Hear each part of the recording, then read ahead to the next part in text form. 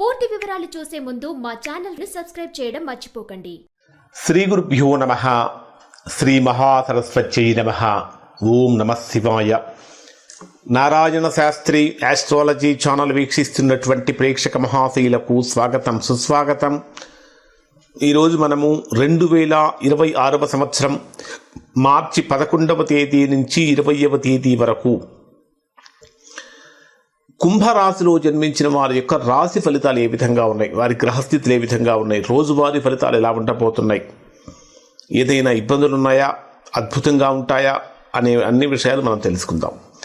ప్రధానంగా కుంభరాశి వారిని కనుక పరిశీలించినట్లయితే కుంభరాశికి రాశ్యాధిపతి అయినటువంటి శని రాశికి 2వ స్థానంలో ధనస్థానంలో కలిసి సంచరిస్తున్నాడు.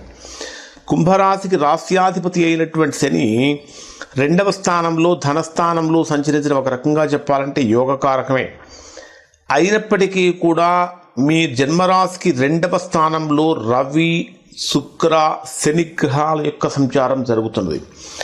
రవి శని గ్రహాలు రెండూ కూడా పరస్పర శత్రుగ్రహాలు. అంటే వాక్స్థానంలో 2 శత్రుగ్రహాల యొక్క ప్రభావం అనేటటువంటిది మాట్లాడేటటువంటి మాట మీద విపరీతమైనటువంటి ప్రభావాన్ని చూపిస్తుంది. కాబట్టి ఆర్థికంగా బలవంతులుగా మారుతున్నప్పటికీ, బలోపేతం అవుతున్నప్పటికీ మాట్లాడేటటువంటి మాటల విషయంలో కొంతవరకు జాగ్రత్తగా ఉండాలి. అయితే శుక్రుడు కూడా 2వ స్థానంలో ఉన్నటువంటి కారణం చేత, ఉచ్చస్థానంలో ఉన్నటువంటి కారణం చేత అనేక విషయాలలో అనుకూలత పెరుగుతూ ఉంటాయి, వ్యక్తిత్వం కూడా బలపడుతూ ఉంటుంది. కానీ మాటలకు సంబంధించినటువంటి జాగ్రత్తలు మాత్రము బాగా తీసుకోవాలి.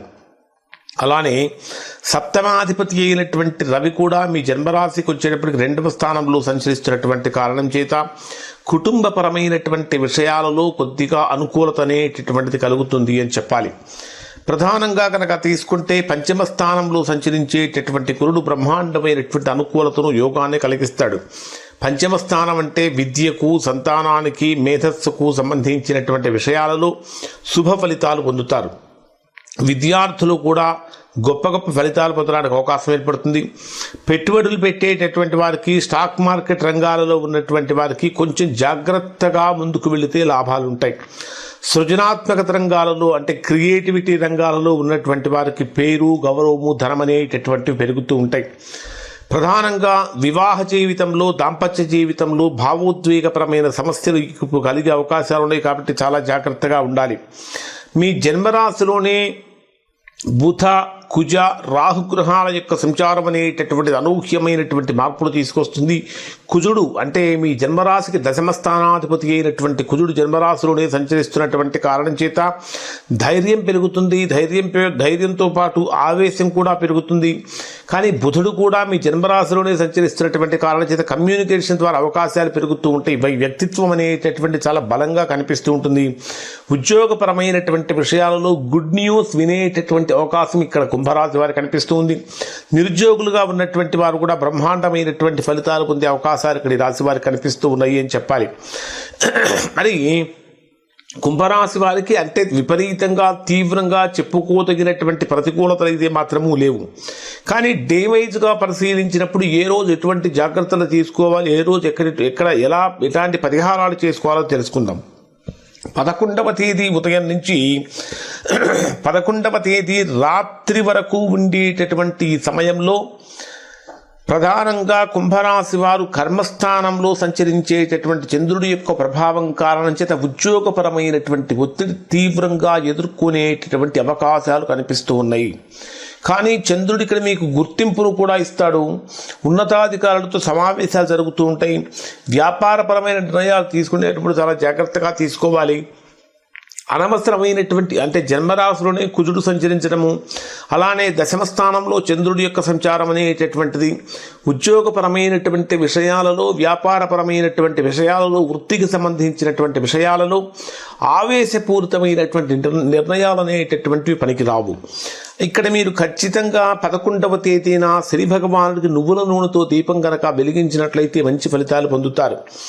ఇక 11వ తేదీ రాత్రి అంటే 9:59 నుంచి 14వ తేదీ ఉదయం 9:31 వరకు ఉండేటటువంటి సమయంలో ఇది మీకు లాభస్థానంలో సంచరించేటటువంటి చంద్రుడి యొక్క ప్రభావం కారణం చేత ఆర్థికపరమైనటువంటి లాభాలు కలుగుతూ ఉంటాయి.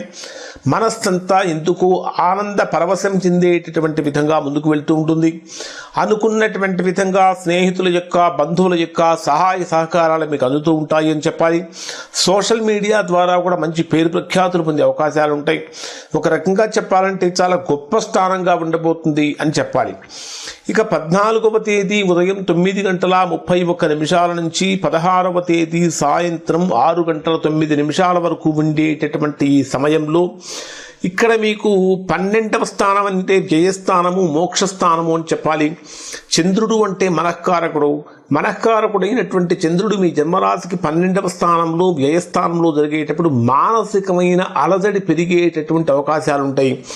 ఏదో ఒక విషయం గురించి చాలా ఎక్కువగా ఆలోచిస్తూ ఉంటారు. అది అనవసరమైన విషయమైనా కావచ్చు. అనవసరమైన విషయాల మీద ఎక్కువగా ఫోకస్ చేయాల్సిన పరిస్థితులు వస్తూ ఉంటాయి. అలా అని అవసరమైనటువంటి విషయాలు మొత్తము కూడా పక్కకు వెళ్ళిపోయి అనవసరమైన మ్యాటర్స్ అన్నీ స్క్రీన్ మీదకి వచ్చి మైండ్ మొత్తం డిస్టర్బ్ చేసే అవకాశాలు కనిపిస్తూ ఉంటాయి.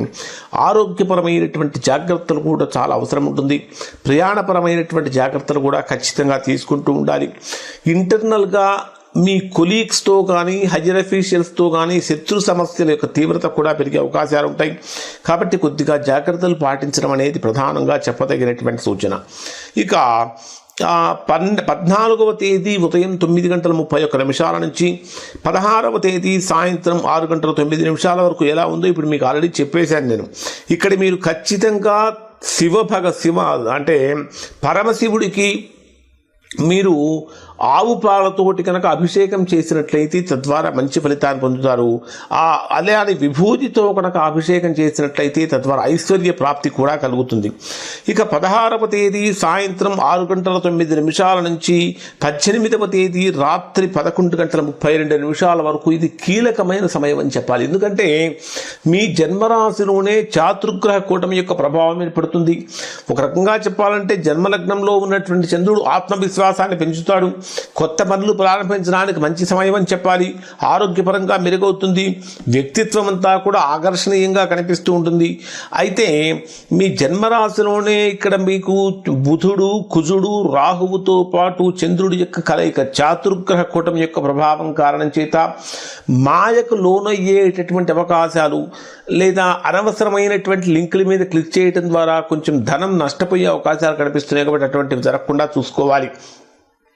18వ తేదీ రాత్రి 11:32 నుంచి 20వ తేదీ రాత్రి వరకు మీ జన్మరాశికి 2వ స్థానమైనటువంటి మీనరాశిలోనే ధనస్థానంలోనే మరలా చంద్రుడితో కూడినటువంటి చాతుర్గ్రహ కూటమి ఏర్పడుతున్నది. ఇది బ్రహ్మాండమైనటువంటి ఆదాయాన్ని పెంచుతుంది. శుభవార్తలు వింటారు. మాటల ప్రభావం పెరుగుతూ ఉంటుంది. వ్యాపార చర్చలకు అనుకూలంగా ఉంటుంది. లక్ష్మీదేవి పూజ కనుక చేసినట్లయితే బ్రహ్మాండమైనటువంటి ఫలితాలు ఇక్కడ కుంభరాశి వారు పొందుతారు. ముఖ్యంగా చెప్పాలంటే ఈ కాలంలో మీ ఆలోచనలు, మీ మాటలు, మీ నిర్ణయాలు మీ భవిష్యత్తును పూర్తిగా నిర్ణయిస్తాయి అని చెప్పాలి. ఇవి కుంభరాశి వారికి సంబంధించిన ఫలితాలు. శుభం.